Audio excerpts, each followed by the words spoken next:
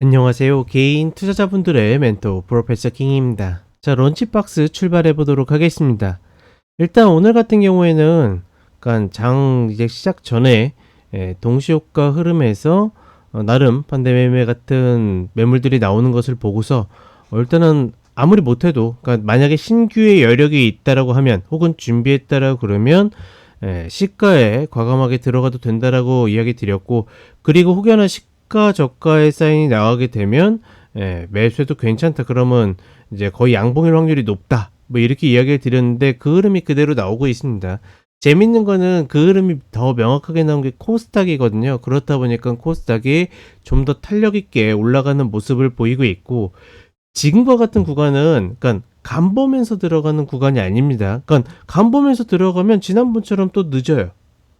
그러니까 지금 구간은 간 보면서 들어가는 게 아니라 내가 매수를 결정했다라고 그러면 아무리 못해도 반은 그냥 시가에 밀어 넣는 겁니다. 더군다나 코스피가 오늘 제가 이제 오늘은 그 코스피랑 코스닥 ETF를 이야기하려고 그러는데, 제가 이야기 드렸던 2495 이 구간에서 바로 시가저가로 출발을 했죠. 그렇다 보니까 그런 구간은 내가 고민할 필요 없습니다. 더 밀리면 어떡하지? 물론 이런 생각을 가질 수 있지만, 그러니까 그렇게 해서 계속 기다리시는 분들이 올라가도 또 아무것도 못하거나, 혹은 올라갈 때 뒤늦게 추격하는 경우들이 있거든요. 반반의 가장 큰 매력은 물론 어떤 유유부단함의 극치일 수도 있겠지만, 적어도 내가 추가 매수할 수 있다라는 그런 여력을 가지고 접근하는 거기 때문에 저는 그런 것까지 고민할 필요는 없다라고 생각을 합니다. 그러니 그런 부분들 같이 좀 인지하시면서, 오늘 런치박스 같은 경우에는 지수 중심으로 이야기 드릴 테니까 같이 한번 보도록 하겠습니다. 자, 먼저 삼성전자인데, 저는 계속 이야기 드리지만 매매할 거면 삼성전자보다 SK하이닉스라고 이야기 드립니다. 지금 쌍바닥짜리인데 얘도 지금 한 10% 정도 더 빠질 수 있는 구간은 염두에 두고 들어가야 됩니다. 즉 목표가 122평이지만 여기에서 13만원 정도까지는 추가로 빠졌다가 올라갈 수 있는 여력을 추가로 두고 접근하는 것이 맞다라고 보고 있고, 얘보다 더 중요한 거는 삼성전자거든요. 저는 개인 투자분들한테 늘 삼성전자 매매하지 말라고 이야기 드리는데, 재밌는 거는 제 방송을 혹시 오랫동안 보셨던 분들은 이때 시절을 기억하시는지 모르겠지만, 이때 뭐였습니까? 시황이 63,200원, 800원 이 구간에서 멀리 사면 멀리 살수록 그게 수익률이다라고 이야기했어요. 그리고 나서 올라왔고, 마디까지 올라오고 나서 여기에서는 제가 싹 다 정리해도 된다라고 이야기 드렸죠. 물론 그 이후에 추가 상승으로 더 올라갔지만 어떻게 합니까? 또 내려옵니다. 제가 늘 수익 담보해도 된다, 매도해도 된다라고 하는 구간은 더 올라가는 것까지 맞출 수는 없지만 다시 내려온다라는 거. 그 구간이 다시 내려오고 있기 때문에 굳이 어렵게 이 위에서 매수를 하기 위해서 노력할 필요는 없다라고 생각합니다. 매수를 못한 한이 있더라도 63,200원, 800원 이 구간에서 해가지고 다시 리바운드를 노리는 건데, 사실 이 정도 효율이라고 그러면 그냥 SK하이닉스를 하는 것이 맞다라고 판단한다, 뭐 이 이야기를 좀 드리고 싶고, 그 다음에 코스피 보게 되면 오늘 정확하게 어떻게입니까? 시가가 2498입니다. 저가가 2491, 즉 2495를 밟고 반등하는 모습이죠. 여기에서 목표는 일단 여기입니다.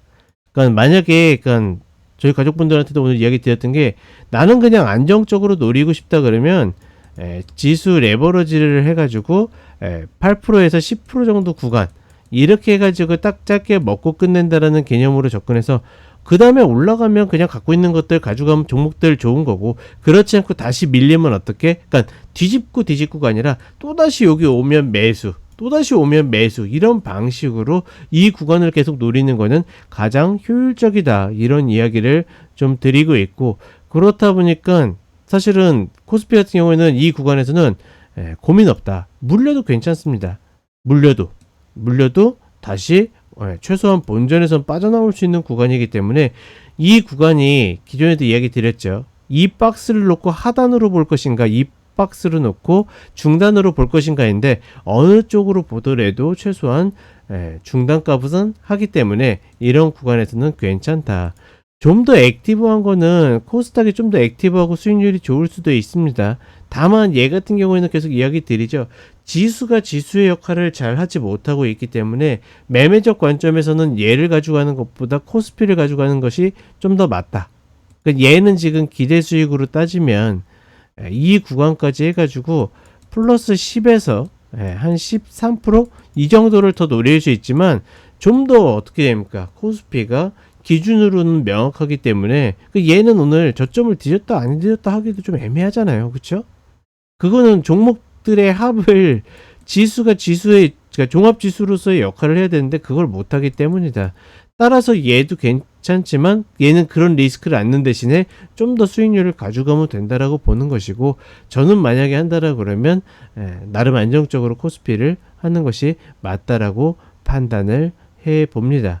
자, 이렇게 ETF를 접근하시면 되겠고, 전체적으로 시장 자체가 만만치는 않아요. 여전히 우리 시장은 지금 계속 매도를 때리는 쪽에 있고 공매도가 아직 살아있기 때문에 웃기죠. 한일적 금지인데도 불구하고 공매도들이 계속 움직인다라는 게 참 이 시장이 좀 깝깝한 이유기도 한데, 어찌되었거나 중요한 건 뭐다? 기다리고 내가 타점만 잡을 수 있다라 그러면 아직까지는 매수에 수익을 줄 수 있다. 물려있는 것들은 의미 없이 물탈 필요 없습니다. 차라리 추가로 물타기 하는 것보다 신규를 들어가서 걔를 계속 파동 타면서 수익으로 추가 매수라든 아니면 수익으로 빠져나오든 이런 방식으로 하는 것이 좀 더 맞다. 이렇게 좀 이야기를 드려보도록 하겠습니다. 자, 그럼 저는 4시에 다시 쇼츠로 찾아뵙도록 하겠습니다.